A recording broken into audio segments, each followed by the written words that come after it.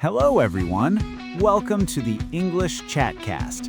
I'm Ben, and I'm here with my co-host, Anna.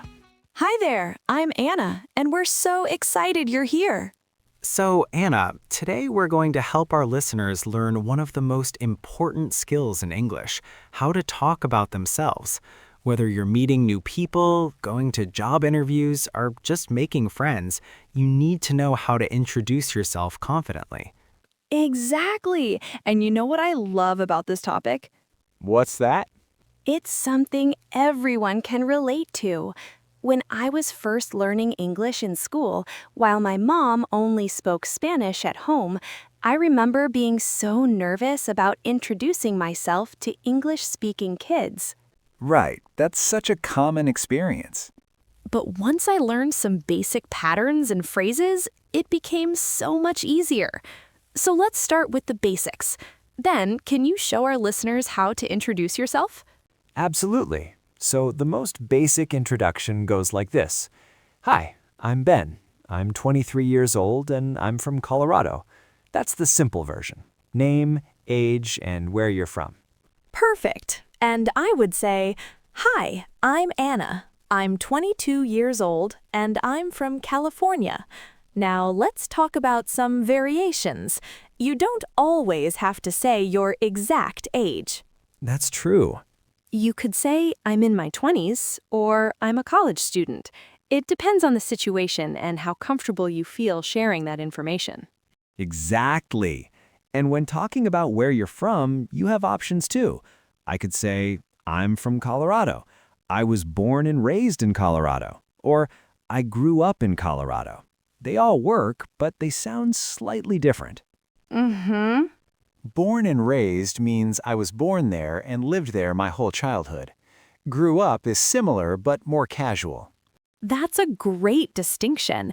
And for our Spanish-speaking listeners, this is really helpful because in Spanish, we might say, soy de California. But in English, we have these different ways to express the same idea. Good point. Now, let's move on to talking about what you do. Ben, what do you do for work or school? Well, I'm a podcast host, but I'm also a software developer. But let's say I was still in school, I could say I'm a student at the University of Colorado, or I study computer science, or I'm majoring in computer science. Right, yeah. For work, you could say, I work as a teacher, I'm a software engineer, or I work in marketing. The key is to keep it simple and clear. And if you're between jobs or changing careers, you can say, I'm currently looking for work in, or I'm transitioning into, or even I'm taking some time to figure out my next step. Honesty is always the best policy. Absolutely. Now, let's talk about family. This can be a sensitive topic for some people, so it's good to know how to handle it. Then, how do you usually talk about your family? I usually keep it simple. I might say, I have 2 parents and 1 sister, or I'm an only child, or I come from a big family. You can share as much or as little as you're comfortable with. Exactly. In my case, I might say, my mom is from Mexico, so I grew up speaking both Spanish and English at home. This gives people a little insight into my background without getting too personal. That's perfect. And if someone asks about family and you don't want to share, you can always say, I prefer to keep my family life private, or just redirect the conversation by asking them about their family instead. Good strategy. Now let's move on to something more fun. Hobbies and interests. This is where you can really let your personality shine. Anna, what are some ways to talk about hobbies? Oh, I love this part. You can say, in my free time, I like to, or I enjoy, or I'm really into. For example, I might say, I'm really into hiking and reading. Nice. Or you could say, I spend most of my weekends outdoors. Or I'm a huge movie buff. The key is to use specific language that shows your enthusiasm. Right, and don't be afraid to mention unusual hobbies. I could say, I collect vintage postcards, or I'm learning to play the ukulele. Unique interests make for great conversation starters. Totally. And here's a tip for our listeners. If you're not sure how to describe a hobby in English, try looking up videos or articles about that hobby in English. You'll learn the specific vocabulary naturally. That's brilliant advice. Now let's talk about favorites. Favorite foods, movies, music, whatever. Ben, how do you usually bring up your favorites? I like to be specific. Instead of just saying, I like music, I'll say, I'm really into indie rock, or I can't get enough of jazz music. Instead of, I like food, I might say, I'm obsessed with Thai food, or I love trying new restaurants. Yes! Being specific gives people something to connect with. If I say, I love indie rock, and they do too, boom, we have something to talk about. Exactly. And you can use phrases like, I'm a big fan of, or I absolutely love, or I'm crazy about, to show different levels of enthusiasm. Definitely. Now, Anna, before we go further, I think it would be really helpful to talk about some common mistakes that English learners make when introducing themselves. What are some things you've noticed? Oh, great idea.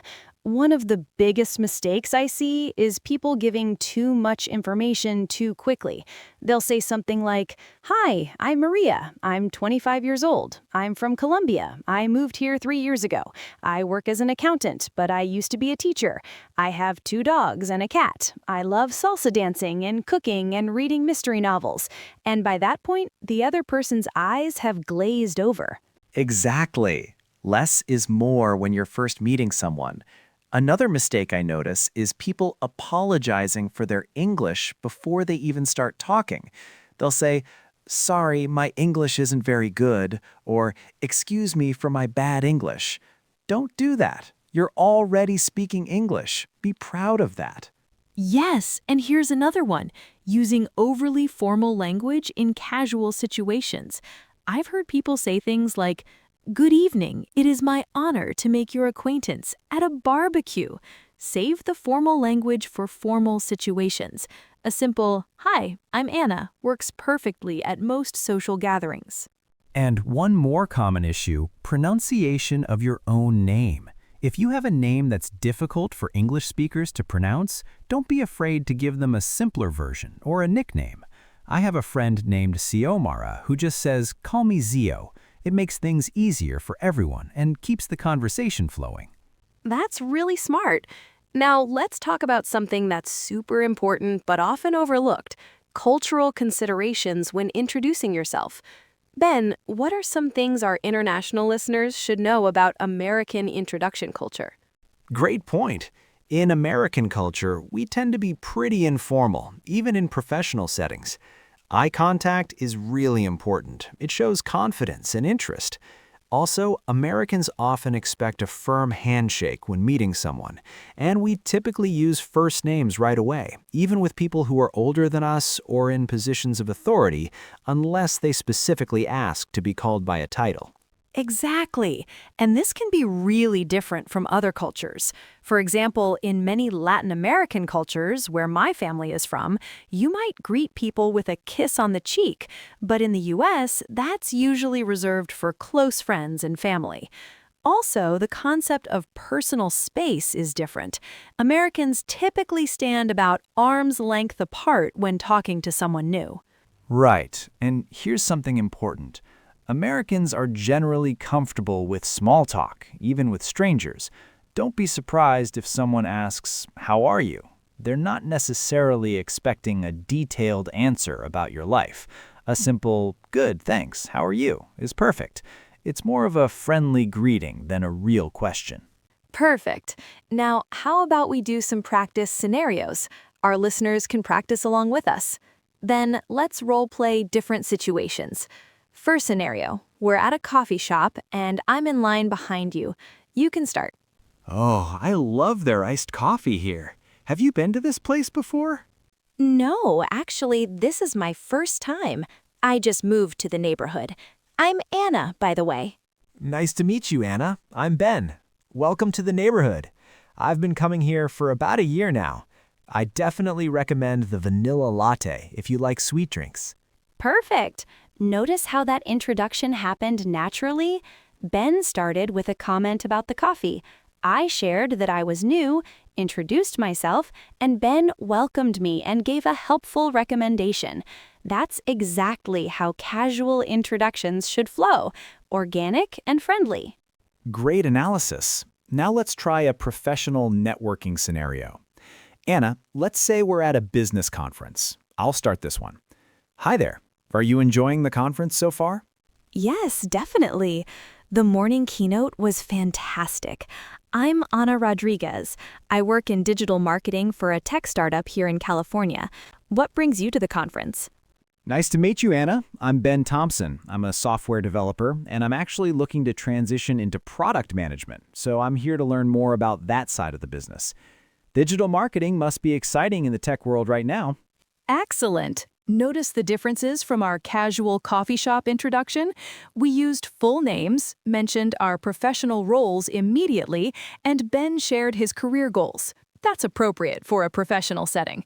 We also both asked questions to keep the conversation going and show genuine interest. Now, Anna, let's talk about something that's just as important as what you say, how you say it, and your body language. Even though this is a podcast about speaking, our listeners need to know about nonverbal communication too. Absolutely. Your body language speaks before you even open your mouth. First impressions happen within seconds. Stand up straight, make eye contact, and smile genuinely. If you're nervous, take a deep breath before you speak. I used to practice in front of a mirror to see what my body language looked like when I introduced myself. That's great advice. And don't forget about your voice itself. Speak clearly and at a moderate pace. If you talk too fast, people might think you're nervous or they might not understand you. If you talk too slowly, you might lose their attention. Also, vary your tone. Nobody wants to listen to a monotone introduction. Perfect. Now let's talk about what happens after the introduction. Ben, what are some good techniques for keeping a conversation going once you've introduced yourself? Great question. The key is to listen actively and ask follow-up questions. If someone says they're from Texas, you could ask, what part of Texas? Or what's it like there? If they mention their job, ask, how did you get into that field? People love talking about things they're passionate about, so give them opportunities to share more. Yes, and look for common ground. If they mention they like hiking and you do too, that's perfect. You can say, "Oh, I love hiking too. Do you have a favorite trail?" Shared interests are conversation gold. But if you don't have that hobby, you can still show interest by asking questions like, "What got you into hiking?" Or "What's the best hike you've been on?" Exactly. And here's something that's equally important but often overlooked: how to gracefully end a conversation. You don't want to be rude, but you also don't want to be trapped talking to one person all evening at a networking event. Anna, what are some polite ways to wrap up an introduction conversation? Such a good point. You can say things like, "It was really nice meeting you," or "I don't want to take up all your time, but it was great chatting with you." At a networking event, you might say, "I want to make sure I get a chance to meet some other people too, but let's definitely stay in touch." The key is being honest and kind. Perfect. Now, before we wrap up, let's briefly talk about digital introductions. These days, you might be introducing yourself on video calls, in online forums, or through voice messages. Anna, how do digital introductions differ from in-person ones? Great question. On video calls, you need to be even more aware of your facial expressions and voice tone because those are often the only cues people have. Make sure you have good lighting on your face, look at the camera when you speak, and speak a little more slowly and clearly than you might in person. And remember to mute yourself when you're not talking. And for written introductions, like in emails or online forums, you have the advantage of being able to edit and revise before sending. But remember to keep it conversational. Don't write like you're composing a formal letter unless that's really what the situation calls for. A simple, "Hi everyone, I'm Ben, a software developer from Colorado. Looking forward to learning from this group," often works great. Excellent advice. Before we wrap up today's episode, let's give our listeners some final practical tips they can start using immediately. Ben, what's your number one tip for someone who gets really nervous when introducing themselves? Practice your basic introduction until it becomes automatic. Stand in front of a mirror and say, "Hi, I'm your name, I'm from your city, and I work in your field," until it rolls off your tongue naturally. When you have that foundation memorized, you can relax and focus on the conversation instead of worrying about what to say next. That's perfect advice. And my tip is, remember that most people want to connect and be friendly. They're not judging your English or waiting for you to make mistakes. They're usually just happy to meet someone new. Focus on being genuinely interested in them, and the conversation will flow more naturally than you think. Absolutely. And here's a homework assignment for our listeners. This week, practice introducing yourself to one new person. It could be a neighbor, someone at the grocery store, a colleague you haven't talked to much, or even someone in an online community. Just one person. The goal is to practice, not to make a best friend forever. Now let's talk about adapting your introduction to different situations. The way you introduce yourself at a job interview is going to be different from how you introduce yourself at a party, right? Absolutely. In a professional setting, you want to be more formal. You might say, "Good morning, I'm Benjamin Johnson. I'm a software developer with 5 years of experience in web development." Right. But at a casual party, I'd say, "Hey, I'm Ben. I live here in Colorado and I love snowboarding. What about you?" Perfect examples.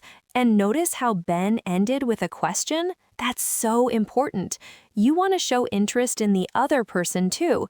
You can ask, "What about you?" Or "How about yourself?" Or "What do you do?" Exactly. Here's another tip. Practice your introduction out loud. I used to practice in front of the mirror when I was learning English. It helped me feel more confident and natural. That's a great idea. And don't worry if you make mistakes. Native speakers make mistakes too. The important thing is to communicate clearly and be yourself. Absolutely. And here's something I learned. People remember how you made them feel more than the exact words you used. So be warm, be genuine, and smile. Even if they can't see you, smiling affects how your voice sounds. Oh, that's so true. And one more thing for our listeners, don't feel like you have to share everything at once. Start with the basics and let the conversation flow naturally. You can always add more details as you get to know someone better. Exactly. And remember, introductions are just the beginning of a conversation, not the whole thing. Absolutely. So to wrap up, let's give our listeners a simple formula they can use. Name, basic background like age or where you're from, what you do for work or school, maybe one hobby or interest, and then ask the other person about themselves. Perfect. And practice, practice, practice. The more you do it, the more natural it becomes. Definitely. All right, that's all the time we have for today's episode. If you enjoyed this episode, be sure to like and subscribe. Feel free to leave comments about the Chatcast, including topics that you'd like us to have conversations about in future episodes. Until next time, keep practicing, keep listening, and remember, learning English with us is A piece of cake. Thanks for listening, everyone. See you next time on the English Chatcast.